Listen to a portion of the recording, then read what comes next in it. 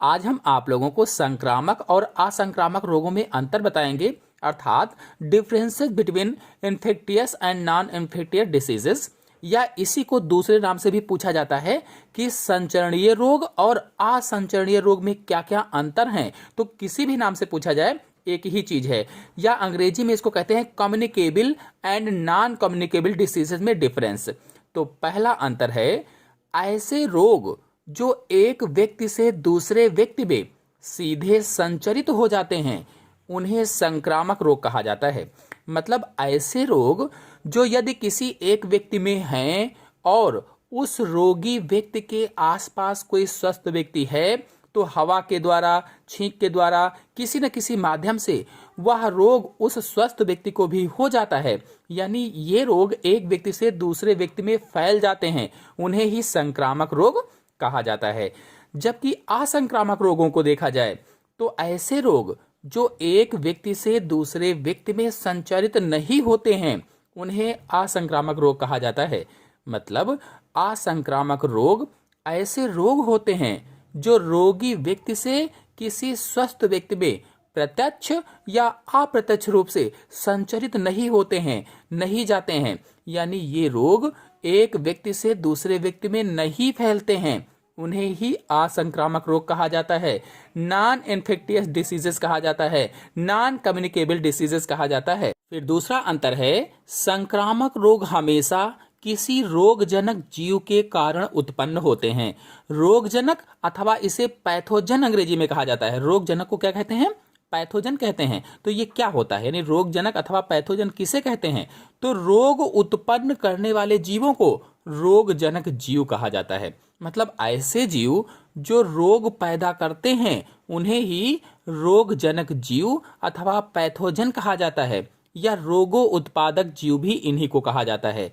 ये रोग उत्पन्न करने वाले जीव विषाणु अथवा वायरस, जीवाणु अथवा बैक्टीरिया, कवक अथवा फंजाई, प्रोटोजोआ, अन्य कृमि आदि परजीवी होते हैं। यानी इन सभी को मिला करके ये सब जो हमने बताए हैं नाम, यही सभी रोगजनक जीव कहलाते हैं और संक्रामक रोग सदा इन्हीं के कारण होता है।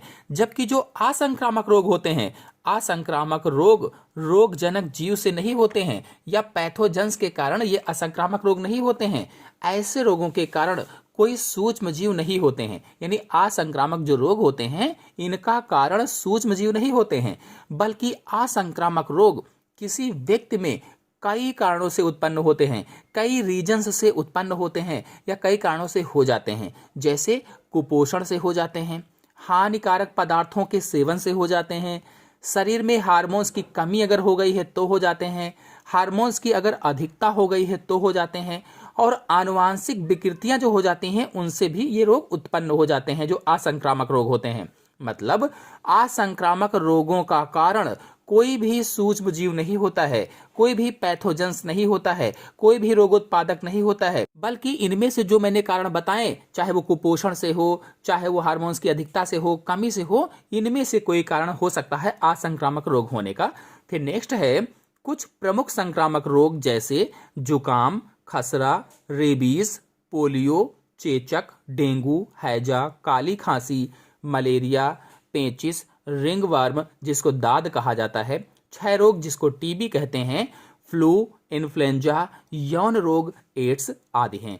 ऐसे रोग हैं ये जो एक व्यक्ति से दूसरे व्यक्ति में प्रत्यक्ष या अप्रत्यक्ष रूप से फैल जाते हैं, इन्हें ही संक्रामक रोग कहा जाता है। यानी यही रोग सारे जो मैंने बताए हैं ये संक्रामक रोग होते हैं। जबकि जो असंक्रामक रोग हैं जैसे डायबिटीज जिसे मधुमेह रोग कहा जाता है या शुगर कहा जाता है, मेरेस्मस जिसे सूखा रोग कहा जाता है, एलर्जी, कैंसर, एनीमिया जो जिसमें एनीमिया में क्या होता है, रक्त बहता ही रहता है, ब्लड प्रेशर, हार्ट अटैक, वर्णांधता, पक्षाघात या पैरालिसिस, तो ये असंक्रामक रोग होते हैं। अगर इनमें से चाहे मैंने जो संक्रामक रोग बताए हैं चाहे असंक्रामक रोग बताए हैं, इनमें से किसी भी रोग के बारे में जानकारी चाहते हैं तो सभी रोगों पर अलग अलग वीडियो मेरे चैनल में अपलोडेड है। आप लोग चैनल पर जाकर के अच्छे से जानकारी प्राप्त कर सकते हैं, चित्र सहित समझाया हुआ है। फिर नेक्स्ट अंतर है संक्रामक रोगों की अगर बात की जाए तो व्यक्तिगत और सामाजिक स्तर पर स्वच्छता तथा सुरक्षा बनाकर इनसे बचा जा सकता है। यानी व्यक्तिगत और सामाजिक स्तर पर अगर हम स्वच्छ रहें, सुरक्षा बनाएं, तो संक्रामक रोगों से बच सकते हैं। जबकि जो असंक्रामक रोग होते हैं, असंक्रामक रोगों में व्यक्तिगत सलाह के द्वारा रोगों की संभावनाओं को कम किया जा सकता है, लेकिन बचा नहीं जा सकता है, कम किया जा सकता है।